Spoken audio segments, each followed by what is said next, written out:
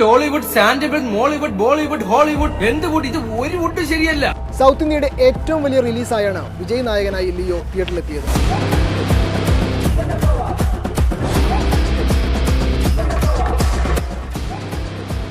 Book my show ആദ്യമായി സ്തംഭിച്ചു പോയത് മണിക്കൂർ. ഒരൊറ്റ പേര്, മലയാളത്തിന്റെ മോഹൻലാൽ.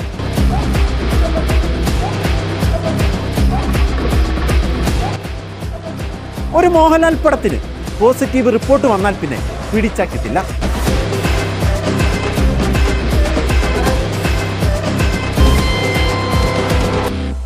എന്റെ കയ്യിലെല്ലാം കിട്ടിയിരുന്നെങ്കിൽ ആഴ്ച ഞാൻ കൈ കൊടുത്താണ്. മലയാള ഇൻഡസ്ട്രിയെ ഞാൻ മോളിൽ കെട്ടിയാണ്.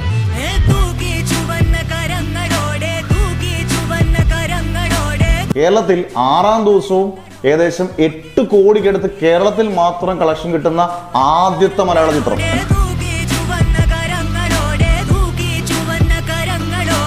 ബോക്സ് ഓഫീസിനെ നോക്കിയിട്ട് എമ്പുരാനെയും തുടരും ലോകയും എല്ലാം ലാസ്റ്റ് വന്ന എല്ലാ റെക്കോർഡുകളും ചെറുക്കന്മാര് വന്നിട്ട് 5 ദിവസം കൊണ്ട് തൂക്കി. സിംഗിൾ ഡേ കേരളത്തിൽ നിന്ന് മാത്രം 7 കോടി നേടുക എന്ന് പറഞ്ഞാൽ വളരെ അപൂർവമായിട്ട് സംഭവിക്കുന്ന ഒരു കാര്യമാണ്. സൂപ്പർ സ്റ്റാർ സിനിമയല്ല, സൂപ്പർ സ്റ്റാർ ഡയറക്ടർ ഇല്ല, സൂപ്പർ സ്റ്റാർ ആയിട്ട് നിൽക്കുന്ന സപ്പോർട്ടിംഗ് ആർട്ടിസ്റ്റുകൾ ആരുമില്ല.